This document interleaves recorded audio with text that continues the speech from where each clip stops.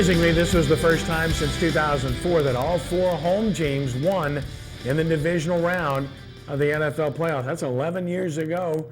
Make it 12 if you count 2016. So that's pretty unusual to have seen that. These were 4 games decided by a touchdown or less, and that's always good to see competitive games. Brian, as you looked at these 4 games, which one of them was the most compelling to you? Kenny, it was incredible. I know, probably like you guys, I stayed up and watched that conclusion to the Green Bay game, the Green Bay Arizona game, which was just absolutely, you couldn't write a script for that. That to me caught my attention for a number of reasons. How it ended with a Hail Mary, and then the coin flip, and then the quick ending to it 3 plays in, and they now move on. That game obviously got my attention. Well, it got my attention for a couple of reasons. I think that Arizona let Green Bay stay in the game. Arizona should have ran those balls and maybe, kicked the field goal. Then Green Bay wasn't the only, all their timeout would have been gone, and the clock would have moved about another 40 seconds or 50 seconds. So they when they passed that ball and made an incomplete pass, Stop the clock. They stopped the clock and let Green Bay got a chance to keep 50 seconds at least on the clock. So I didn't understand that call. And there was another, if we're talking coaching strategy, if you go to the New England-Kansas City game, that was as bad a management by Andy Reid, that 2-minute, I couldn't understand it, and here we are. We're just innocent. Took too long. It took way too long. Yeah. Way too long. I mean, run the ball and just walking back to the huddle. I mean, Yeah. Right. I mean, it was just how could you not speed it up? So I don't understand. Yeah, that just anyway. That Right, the right teams won both of those games. Yeah. The better teams won, but Right. it easily could have gone the other way Yeah. based upon the way these games were played and what transpired. And how many more Hail Marys is Green Bay going to be involved in? It's like every year they're involved in some Hail Mary. It's incredible. Yeah. And they either work against them or for them. In this case, it worked for them, but it wasn't enough ultimately to win that game. I thought that was the most compelling game of all, but the most compelling story, obviously, is Peyton Manning getting back to a championship game. Everybody wrote him off, said he was done. I'll be honest with you. I'm sitting there following Twitter as I watch the game, and people are bashing him left and right. Rag arm, he's done. He can't throw it. Everything wobbles. Old man.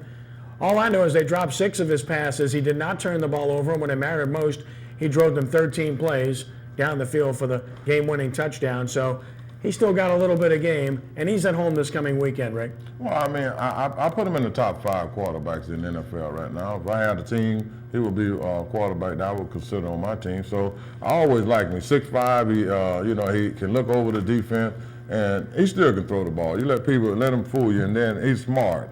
And that take him a long way. I mean, you look at Cam Newton, all those guys trying to be smart like Peyton Manning. It's not just about passing, Brian. It's about understanding when you get to the line of scrimmage, he can do what Brock Osweiler can't do. Right. He can take him out of a bad play or out of a bad line call in terms of which way they're going to run the ball and put him into a good one. And we saw that with the running game for Denver. Mike Tomlin paid him one of the highest compliments you could pay a quarterback, saying he's an excellent play caller. I mean, because like Kenny described, when he gets up there, he's checking in and out of plays, and he's looking at defenses and stuff like that. Real quick, one of his best plays was something that you would never attribute to Peyton Manning. When he fell on the turf, nobody touched him, he got back up and made a big time And he completion. did not fall down intentionally, No, as people were saying. absolutely He took not. a step and he flipped and fell. He's still a live guy. It's a live play. The officials made the right non-call there. I can't believe people are saying he went down on his own intentionally. And Kenny, a lot of quarterbacks would have stayed down, okay? Some would have stayed down, even in the pros, some would have stayed down. He got up, he had the wherewithal, the presence of mind to get up and right himself and make a big-time throw for a big-time play. And the thing about it, he didn't slide or anything. No, he was still a live game. So he knew he was live game. Lost that's why his balance. Right. He That's didn't why go he down got intentionally. Right. But you know, or by contact. Right. But looking at Page, you can see that coach give him so many plays, and you run the best play for the team. Right. And now that's what I like about Cam Newton. He getting that system down, what Peyton doing. And you can see yesterday, he did the best thing for his team. He audible off to a lot of great situations. And Peyton Manning teaching these young guys. All right, let's take a look at the conference championship matchups. First of all, the AFC championship matchup, and it's a beauty. A pair of 13-4 teams, New England at Denver for the championship. And you know the storyline here. It's Peyton Manning, it's Tom Brady. Brady 11-5 all time against Manning, but 2-2 in the playoffs, and Manning's 2-1 in conference championship games against Brady, so it's not as overweighted as you would think it is. The big separator when you look at their stats in the postseason, Ricky has been interceptions. Peyton's thrown a lot more interceptions than Brady has. That's been the big number. And then game-winning drives, Brady has 9 of those in the playoffs. Peyton Manning has 2, including the one against Denver. Well, one thing I can say about Peyton, he hasn't been healthy all year. I think now at the end of the season, he's getting more healthy. He's more playoff ready now. But you can look at Tom Brady's built at home too. So Absolutely, right. yes. So and I think it's going to hurt New England because they lost one game more, to get to the same record as Denver. If New England had home field advantage, I would be more for New England. But now I'm more for Denver because of home field advantage. Here's a great stat for you, Brian. I know what you're going to tell me. Brady's 2-6 all That's time it. at Denver. And in the 2 games that he's won, do you know who the starting quarterbacks were that he defeated? Yes, I do. Danny Cannell and Tim Tebow. Thank you. I was going to just repeat that too. And that's amazing when you think he's 2-6 and you hit the nail on the head. Tom Brady at Foxborough at Gillette Stadium is unbeatable. Yeah, Right. I mean, he's unbeatable. You put him outside of the element, you put him in Denver, Mile High Authority, whatever, Sports Authority field, whatever. He's a different beast, so we'll see what happens. And then I think Wade Phillips going to play a better defensive scheme than you seen last week. Wade's not going to let those receivers just catch the ball all over the field. He's going to pay Tom Brady a lot more closer. Going to put him on the ground a little more. Did you ever hit Wade as hard as he got hit yesterday? Yeah, I saw it. Boy, you're right. He's lucky to get up. I tell you, let's give kudos to Mike Tomlin in Pittsburgh. I thought, for being shorthanded, particularly on offense, I thought they played a pretty good game. That was a competitive game. I'm just saying. Look, you take Antonio Brown out and you take D'Angelo Williams out. There's no time for crying and sympathy now. There's no crying in football. Right. You lose, you go home. Ain't no time for crying. Oh, all right. I mean, Manning's nowhere near healthy. I mean, there's no crying. It's part of the game. No crying. One way or the other. It's unfortunate. Some years you're fortunate, some years you're not. End of story. So before we get to the NFC, early in the week, but who do you like? I like New England and Denver, Kenny. I really do. No. Who do you like between New England and Denver? In the game. They're playing against each other. They're playing each other. And then what?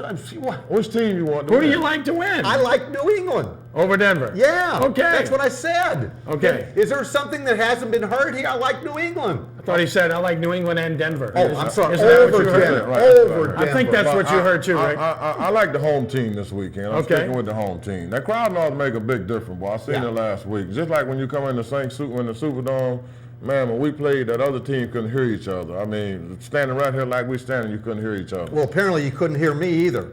But, I like New England. All right, New England on the road.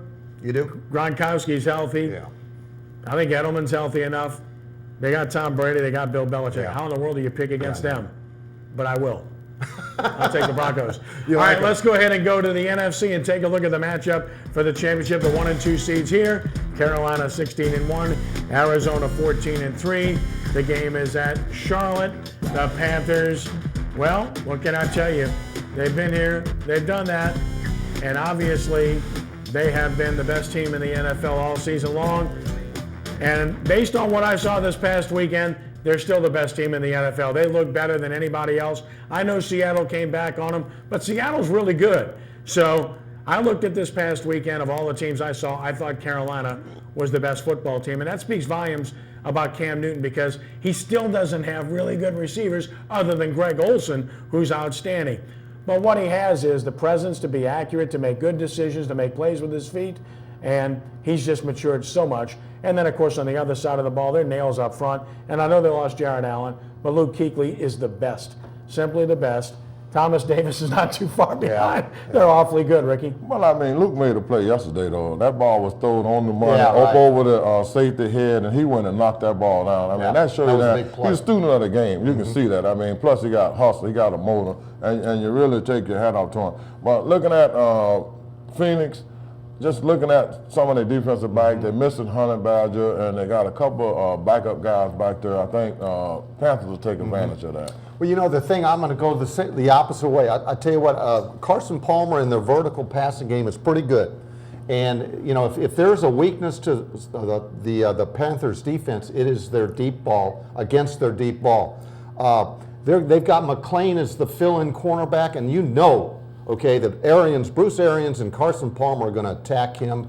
And Seattle did a pretty good number against them. I still like Carolina, Kenny, at home, but I think Arizona's going to put up a heck of a fight. All right, I like Carolina to win the game, Yeah. too. Carson Palmer was very shaky in that game. I'm sorry, he was. Yeah. Larry Fitzgerald bailed him out, and he got very lucky on a tip ball that could have been picked up, bounced right to his receiver for a touchdown. Yeah. So I like Carolina, Rick. And the coin toss. I mean, you know, Oh, yeah, and that's what Matthews crying about. I mean, like he's saying that, you know, he think that both teams should automatically get the ball because they got the ball first and they never did get a chance to, you know, play offense. So same thing we were saying about last year. And I don't like that rule, by the way. I That's me. know. And who do you like to win the game, Rick? I like Carolina. Okay, he likes Carolina.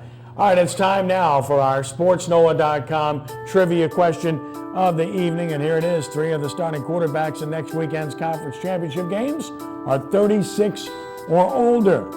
Who was the oldest quarterback to start in a Super Bowl? Think about it. The oldest quarterback to start in a Super Bowl. Great question. When we return, the best ever in college football? We'll talk about it on our Hot Seat segment as Sports NOLA TV continues.